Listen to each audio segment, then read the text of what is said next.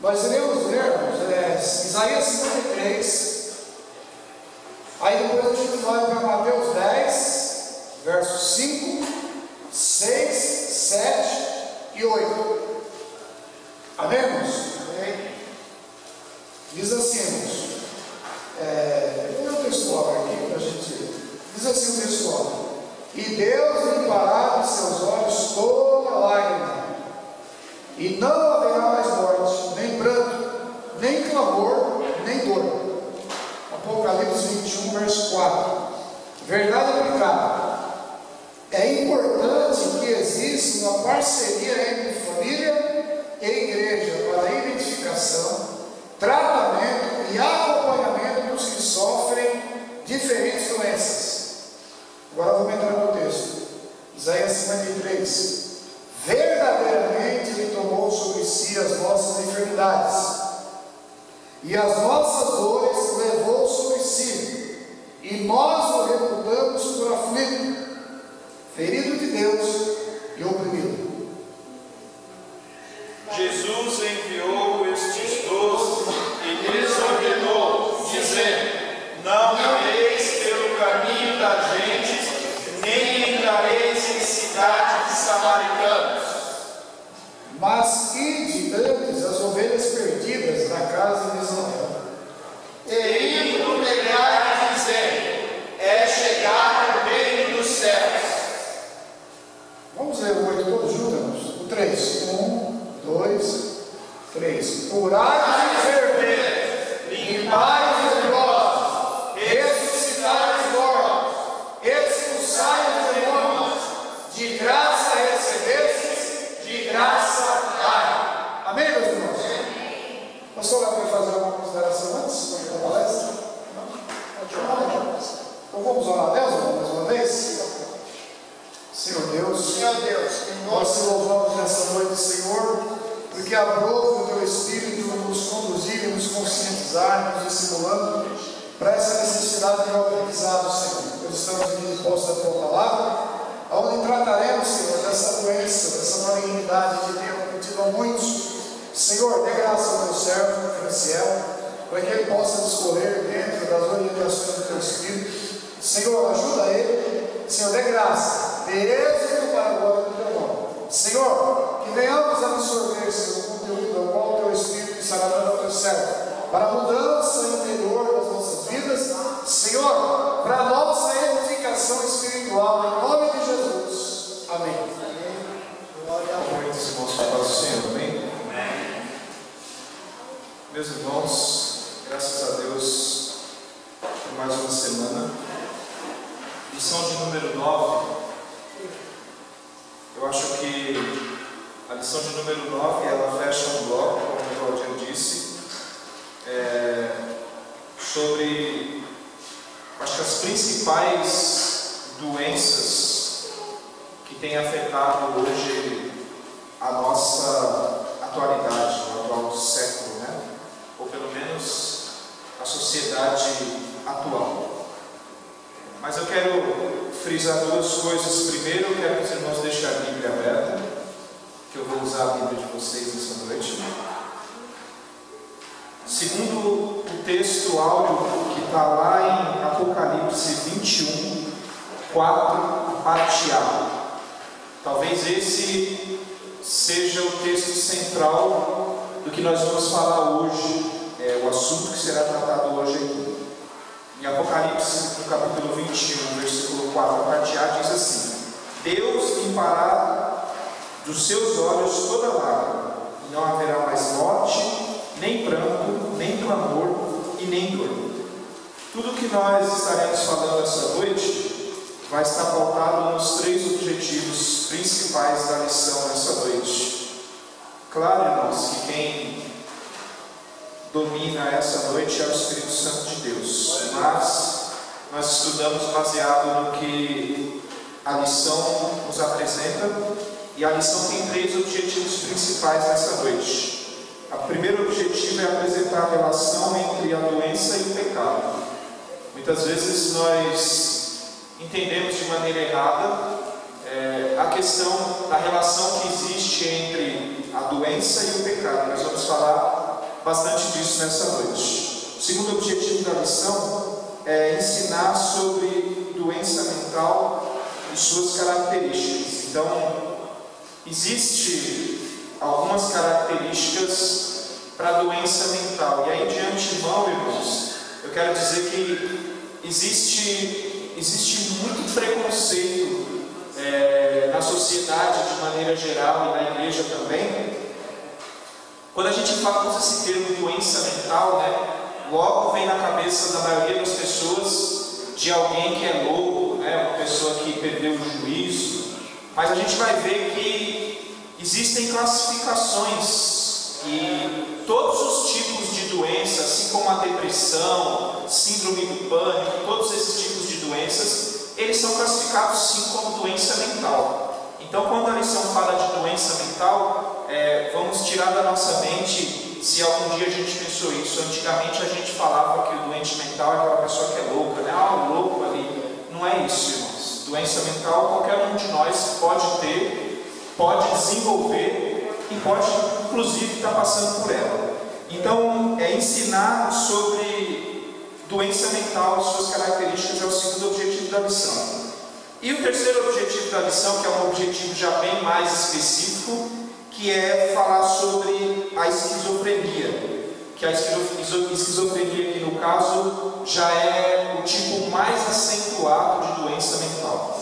Nós vamos falar sobre isso também nessa noite. E não só falar sobre a esquizofrenia, até mesmo porque nós não somos especialistas na área, mas eu acredito que o mais importante é qual é a postura da igreja diante de pessoas que sofrem com este mal. Como que a gente pode, como igreja, ajudar? Eu acho que isso é mais importante. Então, esses três objetivos é o que a gente vai tratar essa noite aqui. Para começar a tratar sobre os objetivos, e o primeiro objetivo é relacionar o pecado com a doença. Nós vamos lá, abra comigo o livro de Gênesis. Gênesis no capítulo 1. O irmão Dionísio tinha falado ali comigo no começo da aula sobre essa palavra psicossomática, irmão Dionísio? Então, psicossomática, se você for traduzir ao pé da letra, essa palavra ela quer dizer doenças que estão na mente, que elas são somadas por algumas circunstâncias. Então, a gente vai ver que uma doença mental, uma doença que afeta a mente, ela nunca está isolada, ela sempre está dentro de um contexto.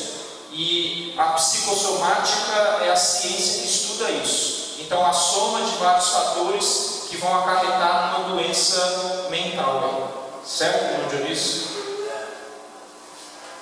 Então, gente, Gênesis 1. Texto bem conhecido de todos os irmãos. Nós vamos tentar relacionar aqui a doença e o pecado.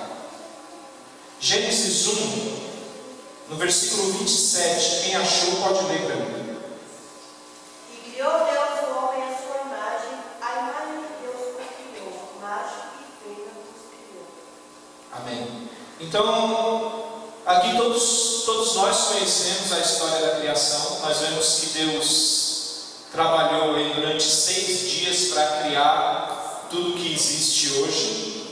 E nós vemos que a coroa da criação de Deus foi o homem e a mulher, Deus, para tudo que Ele criou, Ele disse haja e houve. Para o homem e para a mulher não. Deus usou as suas mãos para criar o homem e a mulher. E o texto que a Luana acabou de ler diz que Deus criou homens e mulheres à sua imagem e à sua semelhança. Deus os criou. No início aqui, irmãos, não existia doença, Não existia doença no início. Tudo era perfeito como Deus tinha criado. E no versículo 31 de Gênesis 1 vai dizer assim: Deus viu que tudo que havia feito tinha ficado muito bom. Então Deus olhou para tudo que Ele tinha criado e Deus fala assim: olha, tudo que eu criei ficou muito bom. Então, nessa época não existia doença. O ser humano foi um projeto de Deus, o homem foi um projeto de Deus, que não era esse projeto que existe hoje, não era como o Franciel e não era como vocês. Nós éramos perfeitos sem doença, né? Então, Deus cria a humanidade com um propósito. Deus tem um propósito para criar a humanidade.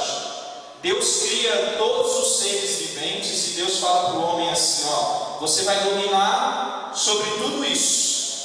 Sobre tudo isso você vai dominar. Vocês vão se alimentar de todos os vegetais e vocês vão dominar sobre todas as criaturas que existem, tanto na terra, no céu, no mar. Vocês vão dominar sobre isso e vocês vão viver bem. Todo mundo vai viver em harmonia. Esse era o projeto de Deus. Mas no decorrer do caminho, como todos os irmãos sabem, e até bom a gente frisar antes da gente falar do pecado, porque quando o pecado entra no mundo, o projeto de Deus, que era perfeito, foi desconfigurado por causa do pecado. Quando o homem desobedece a Deus, ele se coloca numa situação onde Deus precisa de algo para poder tirá-lo dessa situação. Mas depois que o pecado entra no mundo, nós não estamos mais livres da morte, porque a Bíblia vai dizer que o salário do pecado é a morte. E as doenças, irmãos, simplesmente são Deus dizendo para nós, olha, vocês pecaram um dia e por causa do pecado vocês vão morrer, vocês não vão viver eternamente. Então todos nós, em algum momento, vamos adoecer. Claro, existem pessoas que são mais saudáveis, né? Tem aquela pessoa que você pega e fala assim, a irmã mesmo aqui que estava pregando no domingo, uma palavra muito boa, ela falou pra gente que ela fazia 40 anos que ela não ia no hospital e nem tomava nenhum remédio. Com 68 anos, né? Porque ela falou que tem 68 anos, ela falou, olha, 40 anos que eu não tomo nenhuma medicação, nenhuma S, e 40 anos que eu não vou no médico. Então, Deus muitas vezes abençoa algumas pessoas com mais saúde, mas isso não quer dizer que nós não vamos adoecer. E o final de todos nós é igual. Por quê? Porque o salário do pecado é a morte e nenhum de nós vai escapar dela, a não ser que Jesus volte antes.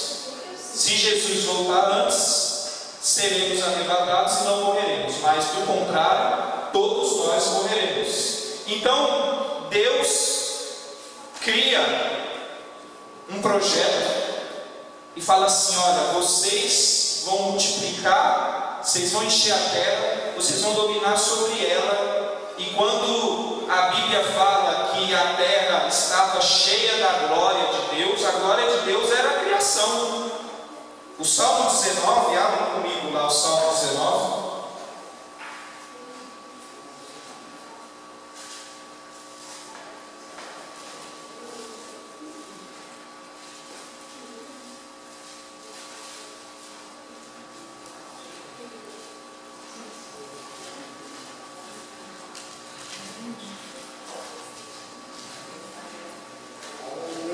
Salmo 19.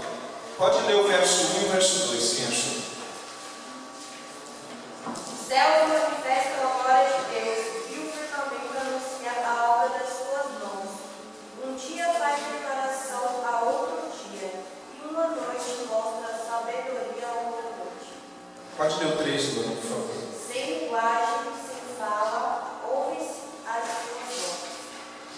Então, o que o salmista está dizendo aí? O salmista está dizendo, olha, não precisa de nada para glorificar o nome de Deus, porque a própria criação de Deus já glorifica o seu nome. Então o salmista está dizendo, quando a gente olha para o céu e vê as estrelas, e quando a gente vê tudo que Deus criou, a natureza por si só já dá testemunho da glória de Deus, de como Deus é poderoso, de como Deus é perfeito. Então nós éramos a coroa da criação. Deus criou todas as coisas e quando Ele nos cria, é aquela expressão que as pessoas usam, era a cereja do bolo, né? Para quem gosta de cereja, tem gente que não gosta. Mas nós éramos a coroa da criação. Só que no decorrer do caminho a gente acaba, como sempre, desobedecendo a Deus. Aí eu quero que vocês abram comigo Gênesis 5.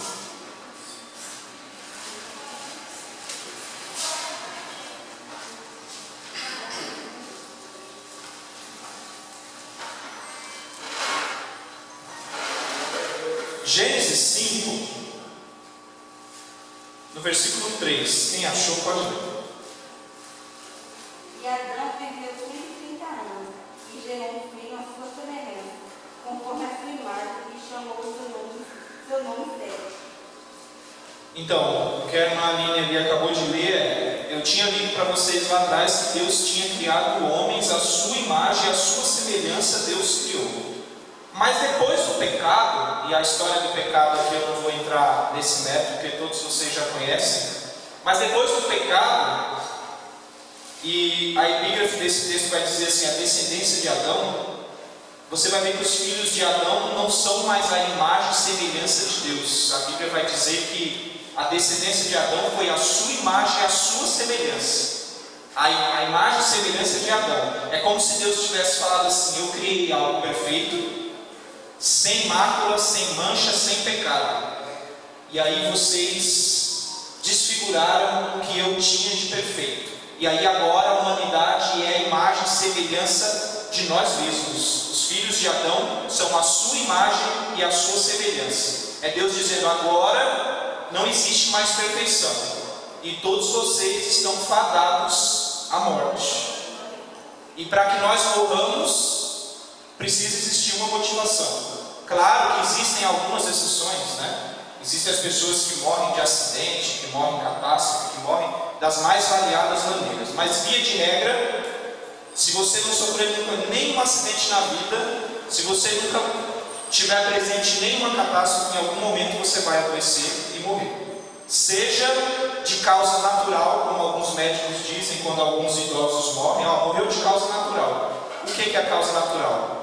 É quando o seu corpo não aguenta mais, quando falece todos os órgãos e o funcionamento do seu corpo não existe mais. Então, todos nós, em algum momento, estamos fadados a isso. Por quê? Por causa do pecado.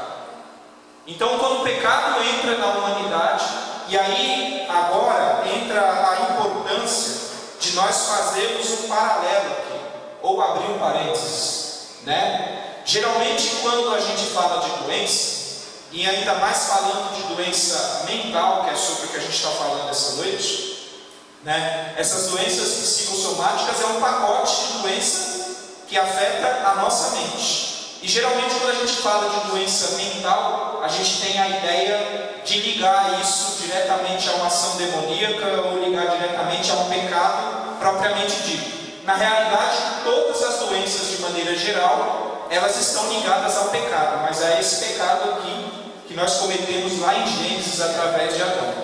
Esse é o pecado que faz com que todos nós adoeçamos hoje. Então, muitas vezes as doenças elas não estão ligadas diretamente a uma ação demoníaca ou a um pecado propriamente dito pessoal de quem está sofrendo com a enfermidade. E ainda mais quando a gente fala de doenças mentais, a gente tem a tendência a levar isso só para o lado espiritual. Quando nós temos que entender que existe o lado espiritual, mas existe o outro lado também.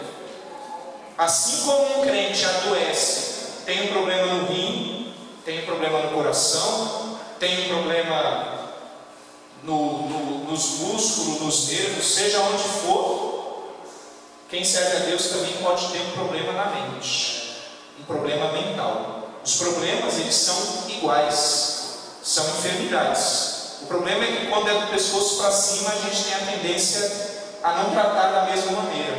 Mas da mesma maneira que eu tenho miopia e astigmatismo, uma pessoa também pode ter um problema mental. São doenças que todos nós estamos sujeitos a passar por elas. Mas vamos lá para Romanos 3. Por favor, abra comigo.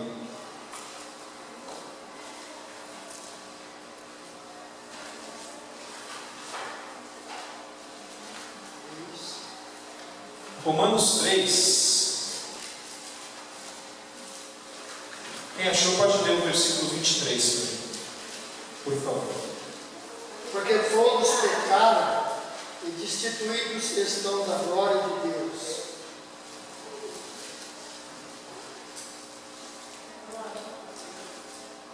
Romanos 3, 23. Então, o pecado criou uma separação aí entre nós e Deus. E aí eu falei para vocês que na criação Deus tinha um objetivo claro, uma intenção clara para a humanidade, mas nós nos desviamos do sentido literal da palavra do objetivo de Deus. E aí, por causa do objetivo de Deus, por causa de ter desobedecido a Deus, todos nós fomos colocados no mesmo patamar. E é esse patamar de Romanos 3, 23. Todos pecaram. Todos, sem exceção. Todos, sem exceção, pecaram. Nós não conseguimos mais sermos isentos do pecado, né?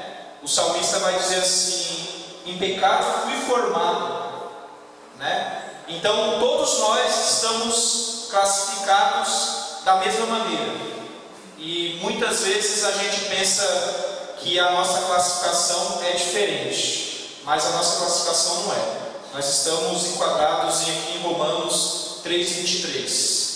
Então pecamos e estamos separados da glória de Deus. Perdemos o direito que tínhamos. Mas o 24 vai dizer assim, eu vou ler o 23 de novo. Pois todos pecaram e estão destituídos da glória de Deus, sendo justificados gratuitamente por sua graça, por meio da redenção que há em Cristo Jesus. Então, Deus, durante toda a história da humanidade, Deus usa vários homens, né? Deus começa com Adão, e aí vem Abraão, vem Isaac, vem Jacó, vem José, vem Noé, vem todos os homens, e nenhum homem é capaz de sair desse contexto aqui, de pecado. Nenhum. Por mais que tenham sido homens de Deus, usados por Deus para fazer a vontade de Deus em uma determinada época, mas todos pecaram. Todos pecaram. E aí Deus pega e fala assim um dia, Deus pega e fala: olha, na realidade, o sacrifício que vocês estão fazendo não tem mais valor para mim. E aí Deus envia o seu Filho para criar uma aliança, ou para refazer uma aliança que até então estava quebrada. E aí, através da morte de Jesus Cristo, todos nós somos novamente justificados através da morte de Jesus Cristo. Então, nós conseguimos perceber que existe aí um paralelo, existe uma relação direta entre as nossas enfermidades e a nossa realidade de seres pecaminosos. Depois que o pecado entrou na humanidade, todos nós estamos fadados a adoecermos e a morrermos. Todos nós, sem exceção.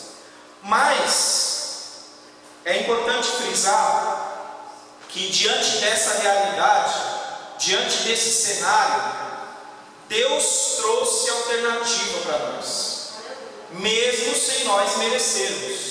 Porque eu nunca mereci. Você que está aí sentado também nunca mereceu. E não existe nada que eu e nem você possamos fazer para anular essa sentença de todos pecaram e destituídos estão. Mas Cristo morreu por mim e por você. E a Bíblia vai dizer que o castigo que nos traz a paz estava sobre ele. E pelas suas enfermidades todos nós fomos sarados. Eu comecei aqui com vocês com um texto que um dia Deus limpará dos nossos olhos toda lágrima. Muitas pessoas interpretam esse texto de maneira errada. Porque esse texto aqui está falando da volta de Cristo. O choro não vai cessar aqui, a enfermidade também não vai cessar aqui. Todos nós continuaremos sofrendo enquanto estivermos aqui. Mas essa promessa aqui, ela só é possível porque um dia Cristo morreu na cruz por mim e por você. E esse dia vai chegar. E quando esse dia chegar, todos nós não teremos mais doença, não teremos mais enfermidade, não teremos mais nada que nos aflija. Porque um dia Deus conquistou através de Jesus Cristo esse direito para nós. Mas vamos seguir na lição. A lição vai dizer também que as doenças psicossomáticas, ou, deixando essa palavra complicada de lado, as doenças da mente, elas têm características, né? Essas doenças têm características específicas. Então, primeiro eu falei para vocês que existe uma relação direta entre doença e pecado, e a gente precisa entender isso. Claro, irmãos, não me entendam errado.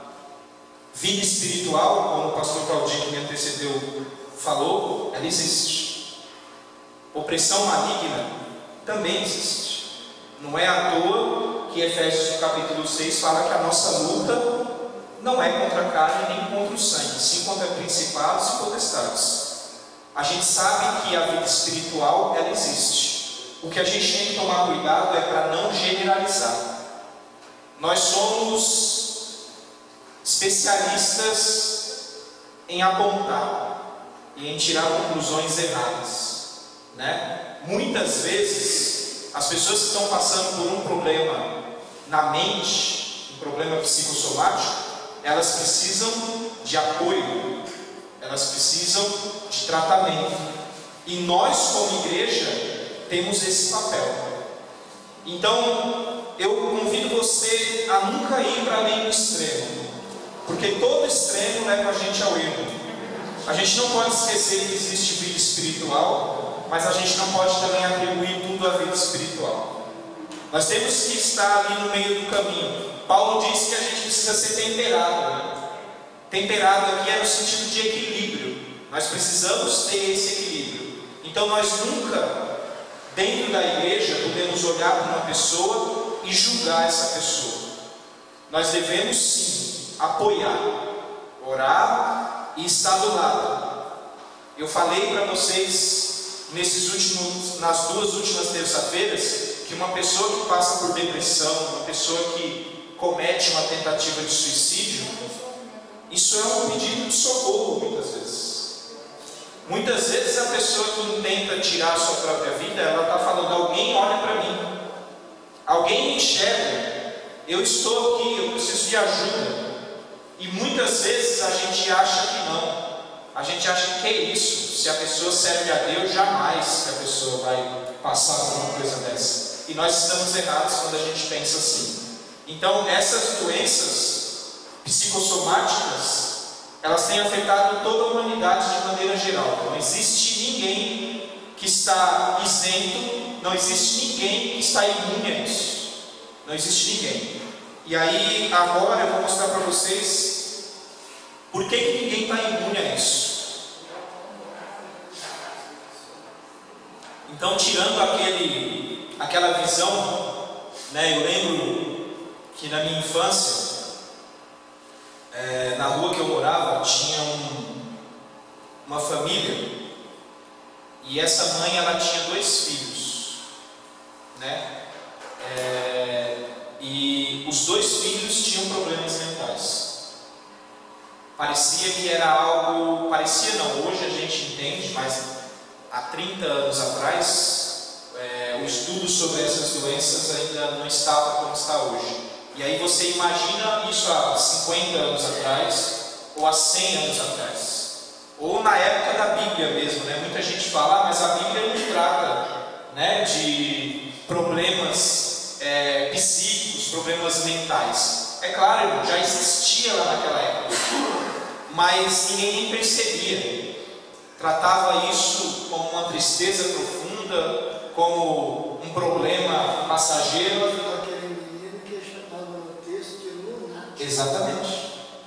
Exatamente. A gente não entendia as coisas. E eu, voltando no tempo da minha infância, há 30 anos atrás, eu lembro que na minha rua tinha esses dois rapazes, e eles eram da mesma família, e já tinha um tio também que tinha problema mental.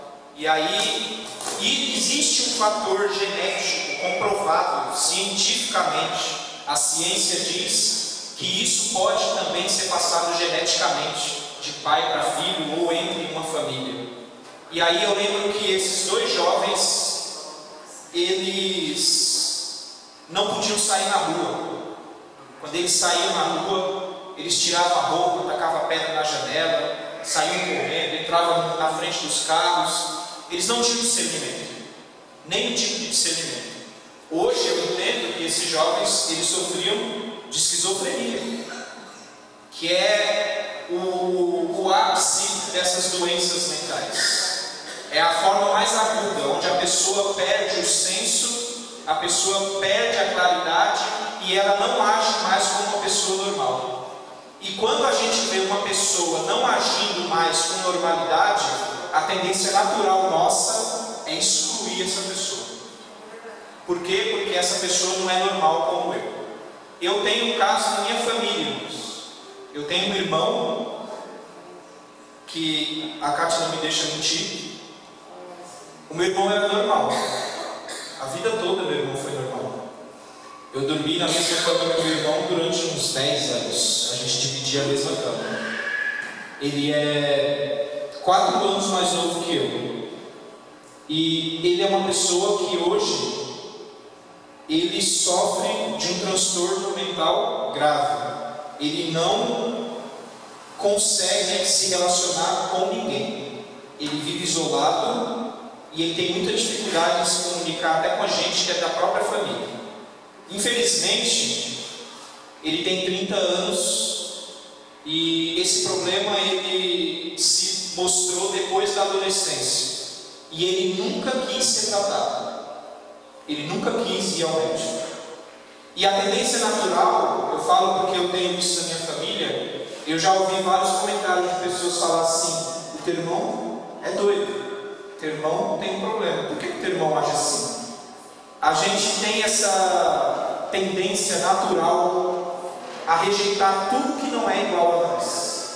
E a primeira coisa que uma pessoa que tem um problema desse faz é agir completamente fora da normalidade. Por exemplo, o irmão, se a gente não obrigar ele, não corta o cabelo, ele não toma banho, ele não troca de roupa.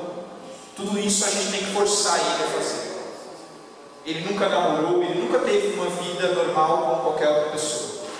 E o que a gente faz? A gente exclui? A gente ignora? Não. Não, porque a Bíblia não diz isso e Deus nunca quis isso. Deus quis que a gente sempre amasse. Jesus um dia falou: se você quer cumprir os meus mandamentos, ama a do próximo como a ti mesmo. E onde nós estamos diante disso? Mas eu andei um pouco aqui para frente falando de esquizofrenia, mas eu ainda vou chegar lá. As doenças mentais, elas tendem, dentro da sociedade, pasmem isso, a gente está no século XXI, onde existe uma globalização e as informações, elas são, uma informação sai daqui e chega na China em fração de minutos, mas até hoje existe muito preconceito envolvido nisso. E nós também aqui, igreja, temos uma fatia desse preconceito.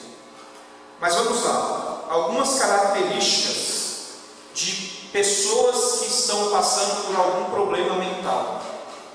Vamos lá. Ansiedade.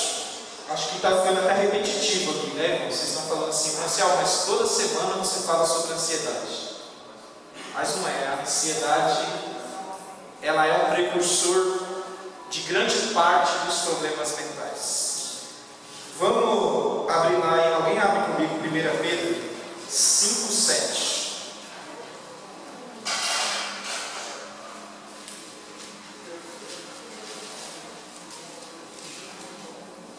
Lançando sobre eles toda a A gente percebe que, apesar de nem toda doença ter um cunho propriamente espiritual, a gente percebe que dentro da Bíblia tem orientação para todos esses problemas. A gente consegue encontrar dentro da Bíblia orientação, né? A orientação bíblica, irmãos, não isenta a gente de se tratar. Como eu disse para os irmãos anteriormente, não vamos para nenhum extremo. A gente precisa sim se tratar, mas é importante levar em consideração o que Deus tem a dizer sobre esses problemas. Então, 1 Pedro 5,7 está dizendo aqui, ó, lancem as suas ansiedades sobre alguém. Sobre quem? Sobre alguém que pode resolvê-las. Não é para você guardar a sua ansiedade para você. Como eu disse aqui há semanas atrás, né? Se preocupar tanto com algo que não está nas suas mãos resolver, né? E todos nós, sem exceção, eu, você, pastor, todos nós sofremos de ansiedade em alguma maneira. E Deus vai dizer, olha, não fica ansioso. Olha para mim, e aquilo que você tem de ansiedade, aquilo que está fazendo você perder a paz, lança sobre mim. Lança sobre mim, porque eu posso te ajudar. Mas aí, se a gente for lá para Mateus 6, 27, alguém abre o livro. Inclusive, esse texto faz parte da campanha, né, pastor, que as irmãs estavam na quinta-feira. Foi bastante discutido aqui essas últimas semanas. Mateus 6, 27, alguém encontrou? Qual de vós poderá, com todos os seus cuidados, apresentar um outro a sua estatura? Então, Jesus está dizendo aí, vocês tentam fazer de tudo para resolver os problemas. Na realidade, vocês fazem de tudo para resolver os problemas. Mas existem problemas que vocês não podem resolver. Existem problemas que vocês não têm capacidade de resolver. Existem problemas que sou só eu que resolvo. E esses problemas que você não pode resolver, aqui em outras palavras, Jesus está querendo dizer o quê? Tem coisa que você não consegue fazer. Você é limitado, você só vai até certo ponto. Tem áreas que você não vai conseguir chegar. E aí Jesus pega e fala assim, quem de vocês, com todo o esforço que vocês têm, consegue aí acrescentar um covo da estatura? Você consegue crescer baseado no seu esforço? Jamais. Você só vai crescer se eu permitir. Então não está na mão de vocês. Em outras palavras, Cristo está dizendo assim, ansiedade, ela existe, e Jesus já conhecia lá atrás. Se lá atrás, né, pastor, já existia ansiedade, imagina hoje, onde nós vivemos uma realidade que tudo é para ontem. Ninguém sabe esperar nada. Nós não sabemos esperar nada. O retrato da nossa sociedade é um retrato da sociedade que não espera por ninguém e nem por nada. Nós não sabemos esperar. Nós não sabemos. E aí se a gente parar para analisar, e esses dias atrás eu estava até pensando, isso reflete em toda a nossa maneira de viver. Um exemplo disso é, por que nós padecemos com tantas dívidas e a gente vai para o lado financeiro? É justamente por causa da ansiedade. É justamente porque a gente acha que tem condição de ter algo que a gente não pode ter. E a ansiedade, ela vem para dizer o quê? Você pode ter agora o que talvez você demoraria 2 anos para ter, mas você pode ter agora. E a gente não quer esperar. Então o que a gente faz? Carnê das Casas Bahia, cartão de crédito, financiamento. Tudo isso é ansiedade. Eu vi um economista dizendo, e eu sou economista, mas ele disse o seguinte, ele falou assim, ó, financiamento é a prática mais errada que existe. Para quem deseja ter a vida financeira equilibrada, não entra em financiamento. E em outras palavras ele disse assim, financiamento é você pegar o seu dinheiro e jogar fora. E faz todo sentido, porque se nós analisarmos a nossa realidade aqui, principalmente aqui no Brasil, qual é a classe aqui no Brasil que mesmo em pandemia tem lucrado e ganhado muito dinheiro? São os banqueiros, são os bancos. Olha lá e entra quanto que o Bradesco lucrou, quanto que o Itaú lucrou, quanto que o Santander lucrou. Sabe por que ele lucrou? Porque eu e você vamos lá pegar dinheiro emprestado. Pega dinheiro do BNDES com menos de 2% de juros ao ano e repassa essa dívida para o consumidor final a 5,5%, 6%. Pelo menos o financiamento habitacional, né? Entendeu? Porque eles dão dinheiro. Então, a ansiedade, esse modelo de vida, esse modelo de viver, faz com que a gente, muitas vezes, a gente caminhe e não consiga sair do lugar. Muitas vezes. Por quê? Porque o modelo que hoje foi passado para a gente, que a gente já nasceu nesse modelo, é: você pode. Você pode tudo. Você consegue tudo. Ah, mas tem que esperar? Ah, não, eu posso conseguir hoje. Mas você não tem condição, mas você pode. Isso é ansiedade. É ansiedade. E claro, irmãos, entenda aqui nessa noite, eu não estou falando de necessidades básicas, né? É óbvio que ninguém vai passar fome, é óbvio que ninguém vai ficar sem ter onde morar, porque não quer entrar numa dívida. Eu estou falando aqui do que não é uma necessidade básica ou imediata, né? Muitas vezes, por exemplo, isso acontece mais com homens, né? As mulheres estão mais isentas nessa área, mas eu vou chegar nas mulheres também. O homem, por exemplo, a maior parte, pelo menos, dos homens gosta de carro, né? Então, o camarada vê aquele carro, e aí eu, por exemplo, eu tenho um carro que custa 20 mil, mas eu olho para o carro do outro irmão que custa 50 e eu acho ele muito bonito. E eu falo: olha, como que eu ficaria bonito naquele carro de 50 mil? Mas o irmão que tem o carro de 50 mil, ele tem condição de ter o carro de 50 mil. E eu não. Eu tenho condição de ter o de 20. Que está me servindo. Para o mesmo lugar que o irmão vai com 50 mil, eu também vou com de 20. É só colocar gasolina. Mas aí o que eu pego e faço? Eu pego e falo assim: não, eu tenho que ter o de 50. Porque o de 50 é melhor. Ar-condicionado individual, freio ABS, direção elétrica, isso aí, meu coração chega a tremer quando eu ouço essas. Então, irmãos, a gente por ansiedade, aí o que eu faço? Eu pego meu carro de 20 mil, chego na agência, a agência vai falar assim: eu dou 10 no seu carro, aí falta 40 para você financiar, aí eu financio 40 para pagar 70. É a realidade, irmãos. É a nossa realidade. Isso é ansiedade. Talvez eu consiga ter o carro de 50 mil daqui 2 ou 3 anos, mas eu não quero esperar. Eu quero ter hoje, agora. Eu preciso agora. E aí nós temos que parar para pensar o que a gente realmente precisa.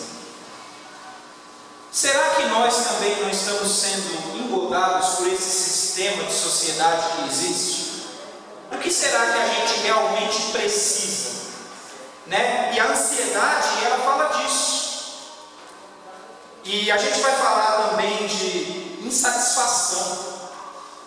A Bíblia é completamente contrária a isso. Completamente contrária. Então nós vivemos, na realidade, um dia o Valdir comentou uma coisa aqui que eu achei bastante interessante. O Valdir falou assim, que não existe uma pessoa que não é influenciada pelo meio que ela vive. De alguma forma, de uma forma ou de outra, você vai acabar sendo influenciado. Por mais que a gente ache que não. Principalmente a gente que é crente, né? A gente fala: eu não. O mundo está lá fora. Eu não sofro influência do mundo. Sofre sim. Todos nós sofremos. E aí a gente tem que vir aqui para dentro da palavra de Deus, para a gente não cair nessa ansiedade, que é a precursora aí de vários problemas psicossomáticos. A gente tem que olhar para dentro da Bíblia e falar: mas peraí, eu preciso, Deus entra agora, lança diante de Deus, coloca lá diante de Deus o que você precisa. Deus sabe o que você precisa. A palavra de quinta-feira das irmãs repetiu durante várias vezes: olha, Eu cuido dos passarinhos. Eles não trabalham, mas mesmo assim não falta comida para eles. Eu cuido dos lírios do campo. Eles também não tecem, nem fiam, mas a roupa deles é muito mais bonita do que qualquer riqueza pode comprar. Então é Deus falando assim: vocês estão ansiosos porque vocês querem, porque eu, na realidade, tenho cuidado de vocês. É isso que Deus está falando. A ansiedade é algo humano, não vem de Deus. Em outras palavras, Deus está falando assim: eu cuido de vocês, eu não sei por que vocês estão assim. Mas vamos seguir. Falando ainda sobre ansiedade, abram comigo lá para a gente encerrar a ansiedade no Salmo 94. Oi, querido. Enquanto o homem é ansioso por um carro de 20 mil, 50 mil, a mulher é um sapato de 100. Eu vou chegar lá. Eu vou chegar e vou usar a minha esposa como exemplo. Salmo 94. Salmo 94, verso 19. Quem achou, lê para mim, por favor. Multiplicando-se dentro de mim os meus cuidados, as tuas consolações recrearam a minha alma. Amém, irmãos? Amém. Acho que falar de sapato aí, os irmãos ficaram bem animados. Lê de novo, pastor. Multiplicando-se dentro de mim os meus cuidados, as tuas consolações recrearam a minha alma. Em outras palavras, aí o salmista está dizendo assim: ó, quando eu me perturbei dentro de mim, quando eu comecei a ficar ansioso, o meu auxílio foi o Senhor. Aleluia! Foi em ti que eu busquei a calma, foi em ti que eu busquei solução. É isso que o salmista está dizendo. E a ansiedade, irmãos, eu sou ansioso, você é, todos nós somos. Mas nós temos que estar constantemente colocando diante de Deus aquilo que a gente não pode resolver. E entendendo também qual é a nossa real necessidade. E aí, como eu falei dos homens, eu preciso falar das mulheres para não ficar injusto. Quando eu casei, irmãos, há 12 anos atrás, a gente foi morar numa casa alugada. Nós moramos por 3 anos, uma casa alugada. E eu lembro que quando estava fazendo os preparativos para o casamento, algumas partes ficam para o homem, né? Tipo, carregar as coisas, esses negócios, os homens que fazem. E eu lembro, irmãos, de dar, acho que 4 viagens de carro para levar os sapatos da Kátia para casa. Estou falando aqui diante de Deus, não estou mentindo não, né, irmãos? E nem estou exagerando. Porque ela guarda todos os sapatos nas caixas, né? Então você imagina, se você coloca os sapatos todos nas caixas, faz muito volume. E eu não podia amassar nem com caixa, viu, pastor? Senão eu desistia de casar. Então, e aí eu pergunto, quantos pés a Kátia tem? Né? Mas são coisas, irmão, não leva para o lado pessoal, tá, filha? Só usando você como exemplo. Mas assim, são coisas que a gente precisa parar para analisar, né? Por exemplo, esses dias atrás a Kátia falou para mim assim: você só vai para a igreja com sapato preto. Eu falei, mas o sapato preto tá bom. Aí ela me obrigou a comprar um marrom. Aí eu fui e comprei um marrom também, para dizer que eu tenho 2. Mas o preto ainda está aqui, tá bom, irmãos? Eu uso a semana toda. Eu não venho para a igreja andando, eu venho de carro, o sapato não gasta algo. Eu não sei o seu, o meu sapato dura 4, 5 anos, tranquilamente 6. Então assim, qual a necessidade que eu tenho, por exemplo, de ter vários sapatos? Não sei. Tempos atrás eu falei para a Kátia, você vai dar os sapatos que você não usa. Acho que ela deu mais ou menos uns 30 pares.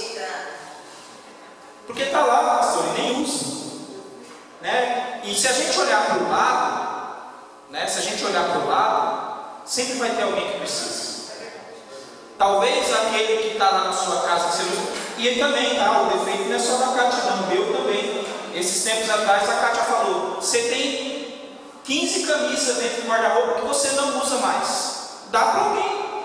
Mas não, a gente fica guardando lá. Parece que, né? Em algum momento a gente, não, irmão, não guarda não, ajuda alguém, abençoa alguém, divide com alguém. Então nós temos que olhar para dentro de nós e vermos no que a nossa vida está baseada. Se a nossa vida está embasada dentro da palavra de Deus, onde a palavra de Deus vai falar, ó, existe remédio para a ansiedade, você não deve andar ansioso, o que você precisa eu vou te dar, então acalma o teu coração.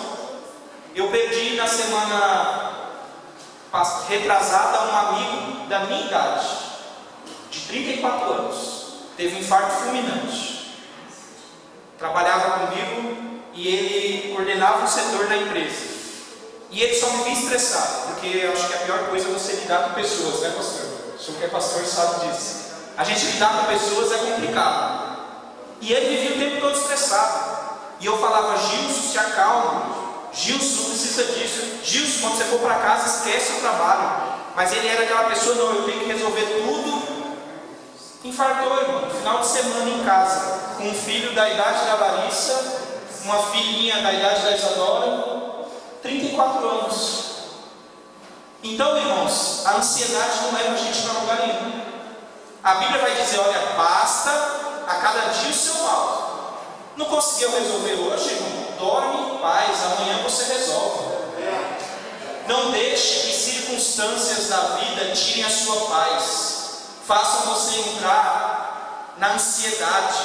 E a ansiedade, ela é gradativa. Chega um momento que você não consegue mais sair disso, que você acaba estando num meio que você não consegue mais sair. Então nós precisamos olhar para a palavra de Deus e entendermos o que Deus quer para nós. Mas eu falei para vocês de ansiedade, mas tem também a depressão. Começa com ansiedade, e a ansiedade, porque quem é ansioso, automaticamente tem a tendência de sofrer de depressão. Porque pelo fato, muitas vezes, de você não conseguir alcançar aquilo que você acha que precisa alcançar, aquilo te traz tristeza. É como se você olhasse para dentro de você e falasse assim, olha, eu não consigo. Por mais que eu faça, eu não consigo. E é isso que o inimigo da nossa alma quer, que você olhe para dentro de você e fale assim, olha, eu não sou nada, eu não consigo mesmo não. Não tem nada que faça eu alcançar o meu objetivo. Ele coloca até um objetivo na sua frente, que nem é a vontade de Deus, para que você ache que você precisa alcançar aquilo para ser feliz. E na realidade a gente nunca alcança completamente. E aí vem a depressão. Abram comigo lá, irmãos, Filipenses 4:8, por favor.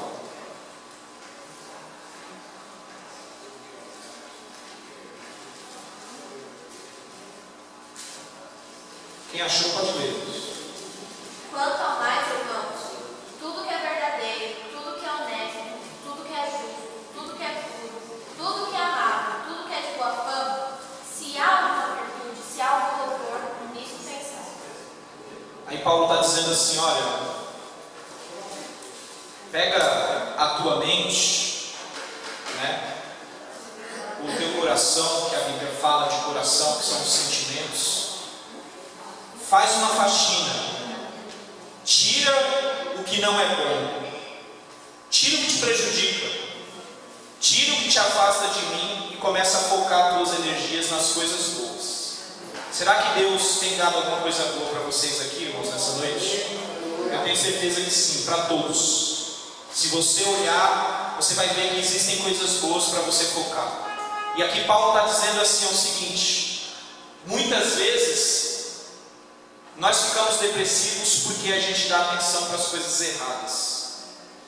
A gente tem a mania de olhar para o copo d'água que está pelo meio e falar, ele está quase vazio. Mas Paulo aqui está dizendo assim, olha para o copo e considere ele quase cheio. Olha da maneira que Deus quer que você veja as coisas. Coloca a tua energia, coloca o teu foco em coisas boas. Pense em coisas boas. Faça coisas boas. Muitas vezes a gente gasta toda a nossa energia pensando em algo ruim, pensando em problemas, tentando resolver um problema que não cabe a nós resolver. E quando a gente vê, a gente está completamente sem força, porque a gente gastou tudo que a gente tinha de energia focando no que não é para focar. E aí Paulo fala aqui, olha, gasta a tua energia nas coisas boas. Olha para as coisas boas, pense em coisas boas, porque isso vai fazer com que você saia dessa situação. Mas ainda falando em depressão, eu estava estudando e eu achei um texto bastante interessante. Abra comigo lá Hebreus 10, 25.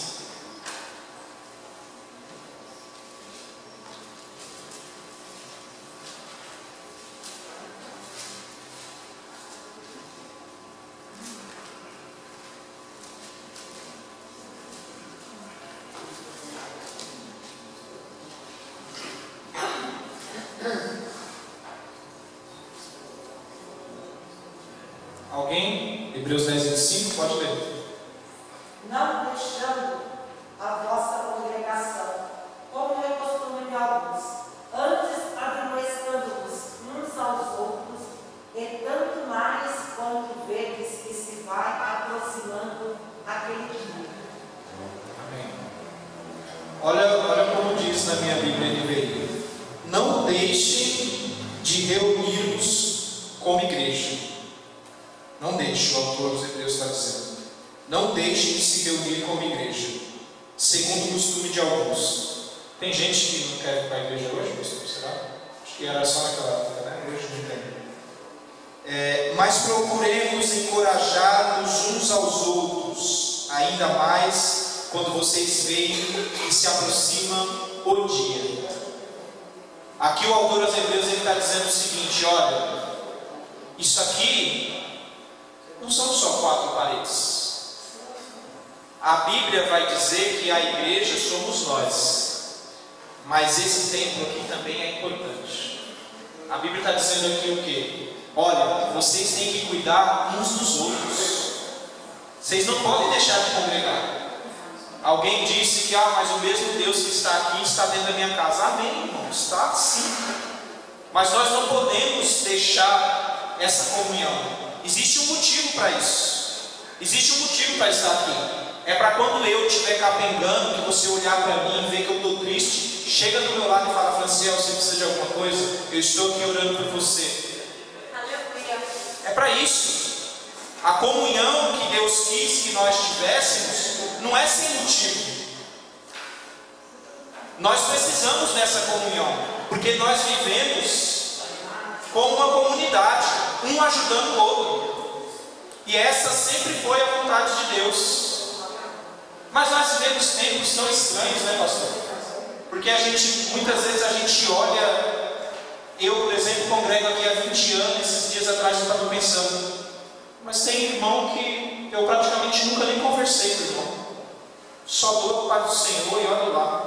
A gente vive tempos tão estranhos onde a gente não se importa mais com as pessoas.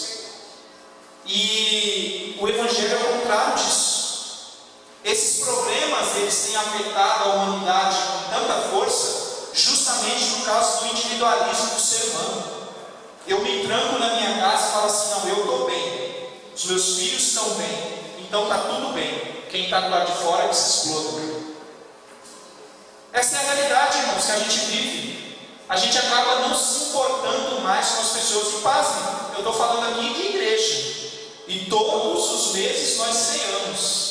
Participamos de uma comunhão onde a gente diz que todos nós estamos ligados no corpo de Cristo, formando com Ele um corpo só.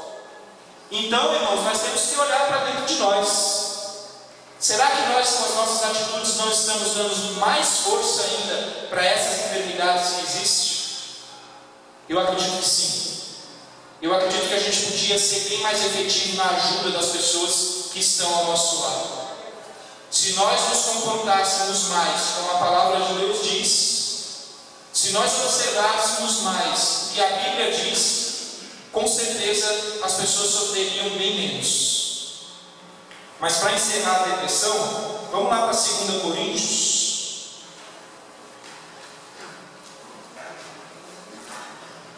2 Coríntios 1. 2 Coríntios 1. Vamos ler aí, irmão, do 3 ao 5.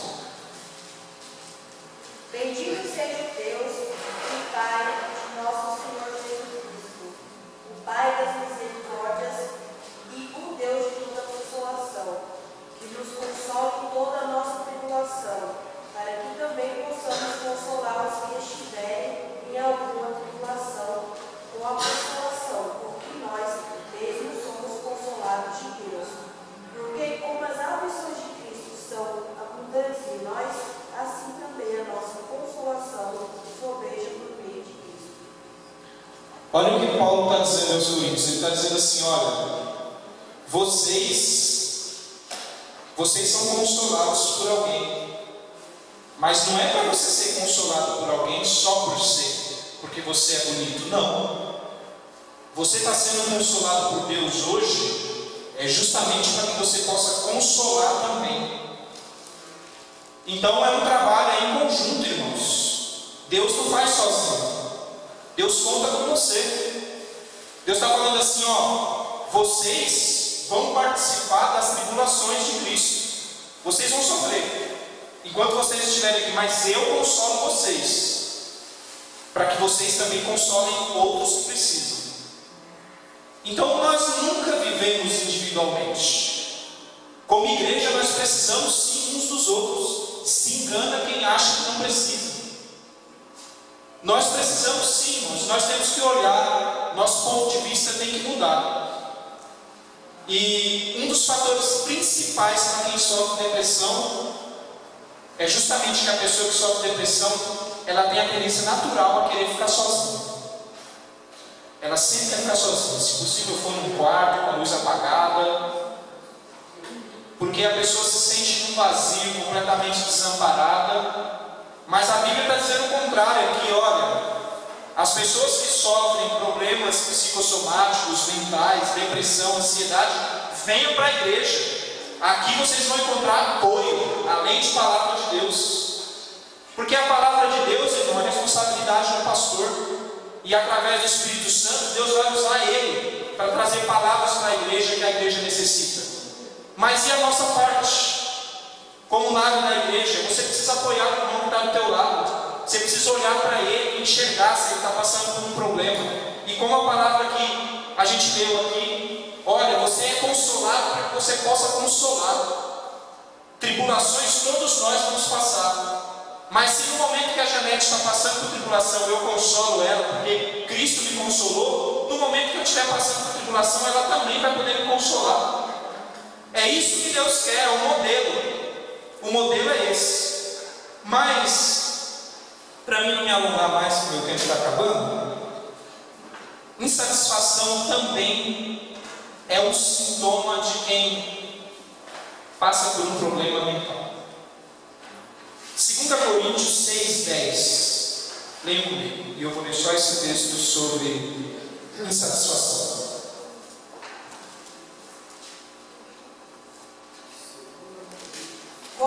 6:10. Como conquistados, mas sempre alegres. Como pobres, mas enriquecendo a muitos. Como nada, tendo recursos múltiplos. Olha o que Paulo está dizendo aí. Paulo está dando uma aula para nós insatisfeitos, né? Porque a gente tem a tendência natural a hoje, na hora que eu estava indo para a igreja, começou a chover aqui, né? A gente já está insatisfeito, porque começou a chover na hora de ir para a igreja. Ah, mas pensei que esse ano eu ia ser promovido, não fui, estou insatisfeito. Ah, eu pensei que esse ano o pastor ia me colocar como líder de algum grupo, não colocou, estou insatisfeito. Eu pensei que o meu marido ia dar aquele presente, ele não me deu, também estou insatisfeito. O marido, eu pensei que eu ia colocar aquele... eu vou falar de carro de novo, né? A gente está falando de carro. Eu ia colocar aquele acessório que eu queria lá, que eu vi, ou no meu caso, eu falei para a Cátia, pastor, que quando eu voltar para casa, né? Que eu estou morando na minha sogra já há algum tempo, eu estou aumentando lá a minha casa, eu falei que quando voltar para casa, eu vou comprar um videogame para o Gabriel, não é para mim. Gabriel. Por quê? O Gabriel está com 4 anos e precisa de um videogame. Né? Eu falei que a prioridade, a gente não tem nem cama, né, pastor? Mas eu falei que a prioridade é comprar o videogame. Eu falei, não, a prioridade número 1 é comprar o videogame. Então, muitas vezes, quando a gente é frustrado, que a gente não alcança aquilo que a gente quer, a gente se demonstra insatisfeito. E o insatisfeito, ele tem a tendência a fazer uma das coisas que Deus menos gosta, que é reclamar.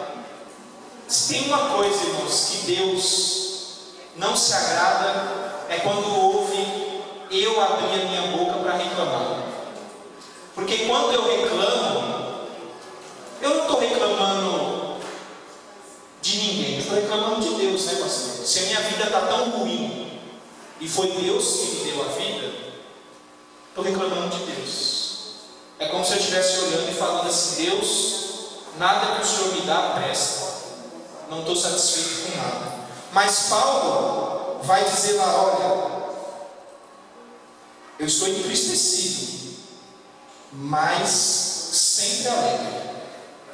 Aí você pega e fica imaginando como uma pessoa entristecida está sempre alegre. Entristecido, mas sempre alegre. Pobre, mas enriquecendo muitos outros. Pobre, mas enriquecendo muitos outros. Nada tenho, mas possuo tudo. O Paulo aí está dando uma aula para quem se acha insatisfeito. Porque muitas vezes a gente pode falar: ah, mas eu estou insatisfeito porque você não sabe a minha situação. Né? A gente tem a tendência de achar que o nosso problema sempre é maior do que o do lado. Né? Mas Paulo está dizendo aqui: olha, eu não tenho nada, mas possuo tudo. O que Paulo está querendo dizer aqui? Ele está dizendo que em Jesus Cristo a gente tem tudo e a gente não tem motivo para estar insatisfeito. É isso que Paulo está dizendo. Ele fala: não interessa a situação que você está, você tem algo para oferecer e você tem que estar satisfeito. É o que Paulo está querendo dizer aqui. E uma coisa que eu li aqui, irmãos, é que a questão da insatisfação, ela está muito ligada a um sentimento que é muito perigoso, né? Justamente uma pessoa insatisfeita, ela não tem paz com Deus. E o insatisfeito, ele na verdade ele busca essa paz que ele não conseguiu ainda.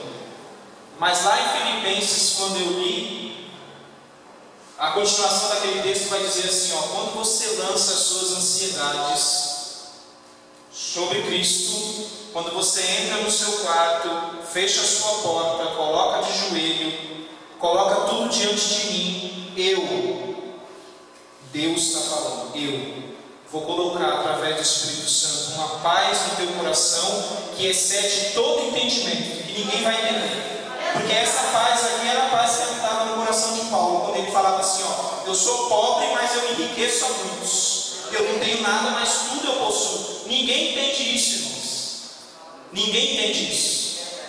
Ninguém entende isso. Como a irmã aqui que pregou, acho que no sábado, ela falou de um caso de uma senhora que perdeu tudo, que foi despejada, que foi para debaixo da ponte e ela continuava cantando: porque ele vive, posso crer no amor. Ninguém entende isso. Como que uma pessoa que está passando por uma situação dessa pode ter essa paz? Mas essa paz que excede todo o entendimento, você não vai entender não, irmão, mas a paz de Deus vai habitar no teu coração. Glória a Deus, aleluia. Eu vou encerrar. Mais 5 minutos, pastor? Pode? Eu vou encerrar dizendo, acho que eu falei para vocês aqui de ansiedade, de depressão, de insatisfação, e aí tudo isso culmina na infelicidade, de maneira geral. Então você olha para a sua vida e fala assim: eu sou infeliz. Infelizmente, esse ano de 2020 para mim foi um ano completamente infeliz. Salmo 28, irmãos.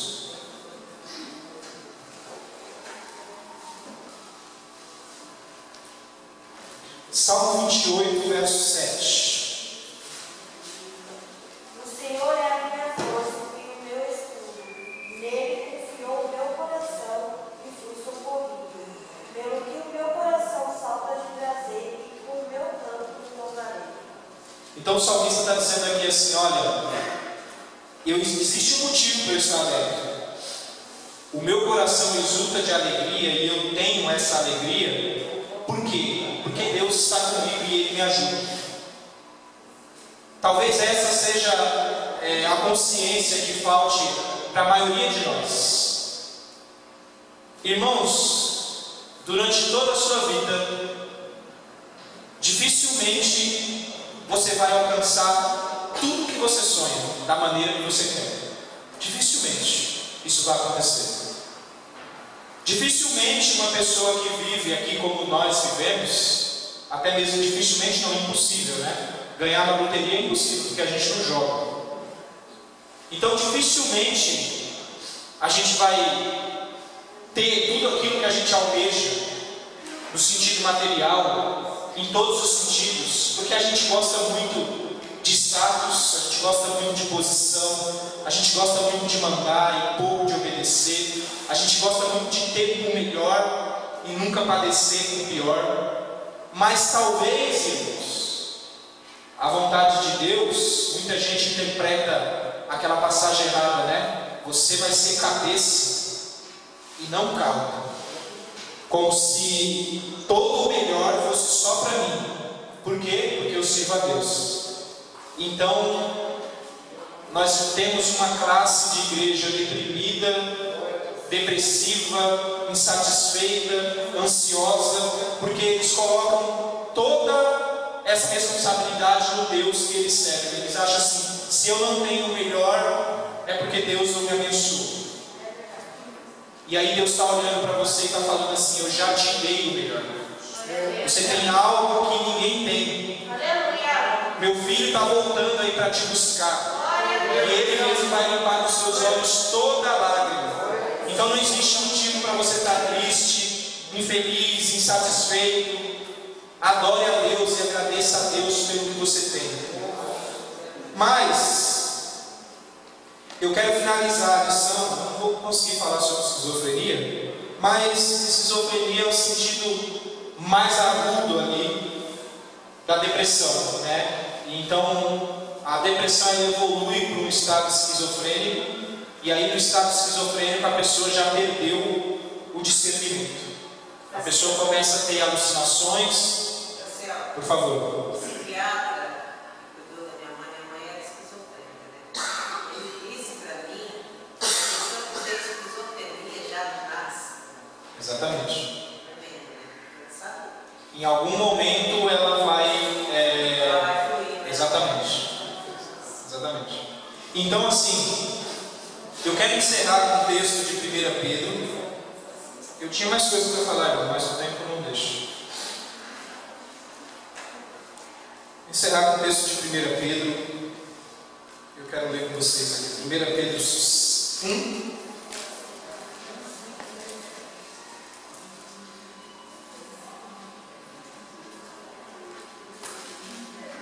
1 Pedro 1, eu vou ler do 6 ao 9, acompanhe comigo aí e eu encerro essa noite.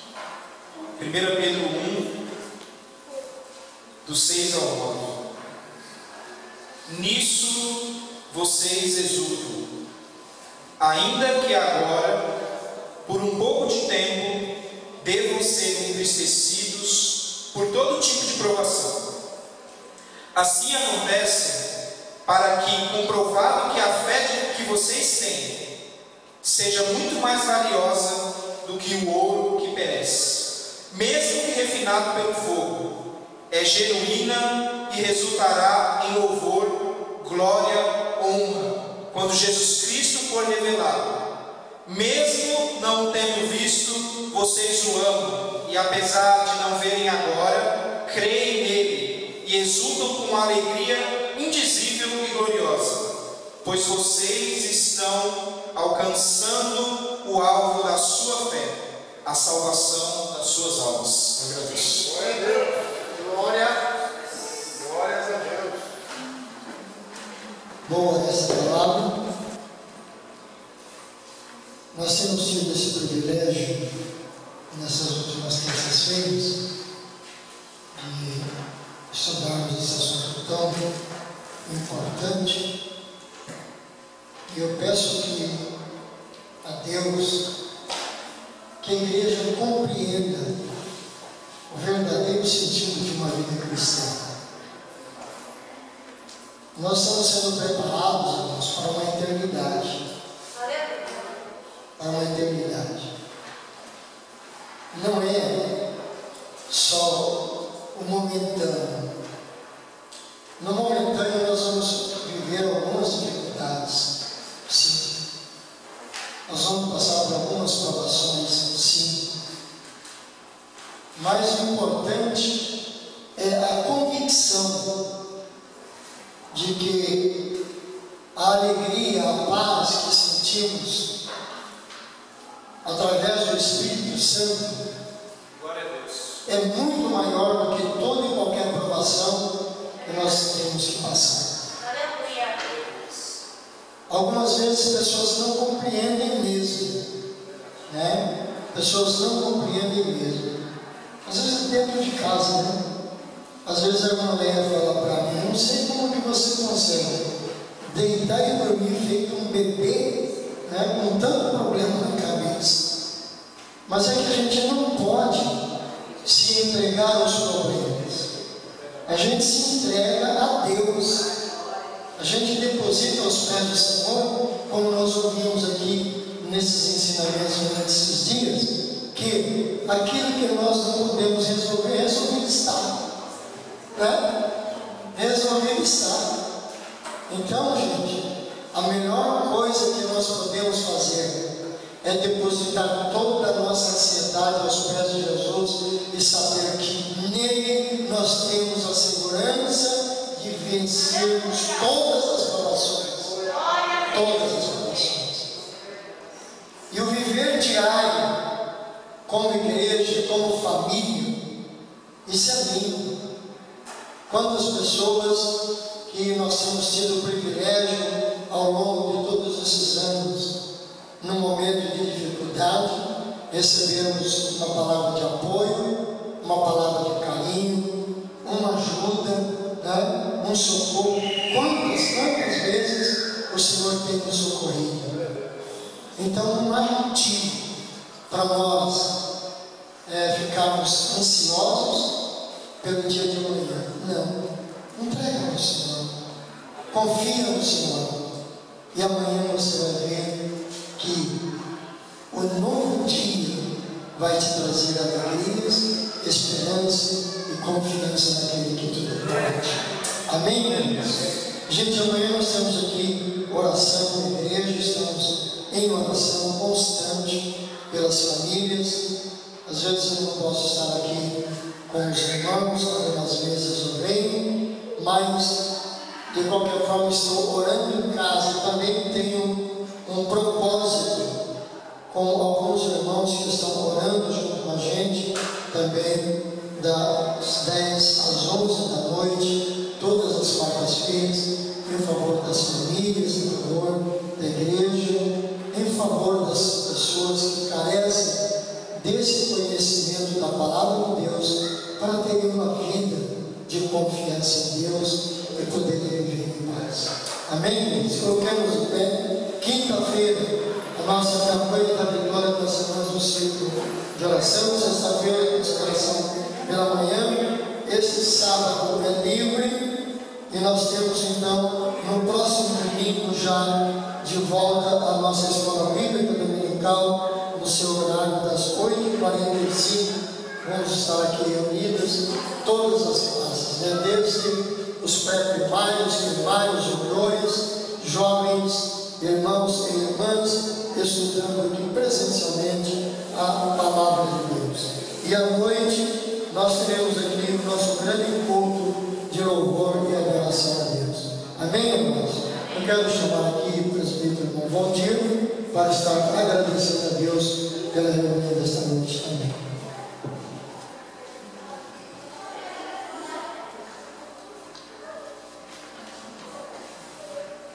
Deus abençoe os irmãos.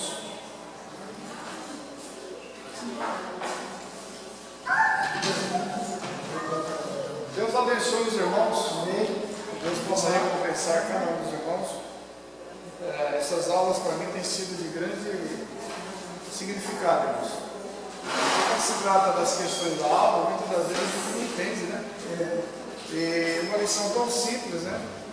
A qual alguém chega a dizer trivial. Trivial, porque você não pesquisa a fundo, né? Mas para nós, que temos um entendimento, a gente observa, né? Que é necessário nós frequentarmos a aula da escola bíblica para a gente aprender. Né? A gente tem um conhecimento panorâmico, né? Ainda que a gente não tenha um conhecimento específico, mas tem um conhecimento panorâmico. Né? Eu sei que os irmãos estudam, tem irmãos aqui que fazem faculdade, né?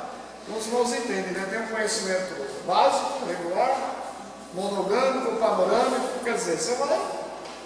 Ao longo dos anos a gente vai formando a nossa mentalidade cristã. Esse é o objetivo, amém, irmãos? Amém. Vamos orar em nome de Jesus. Contamos com a presença de todos os irmãos domingo.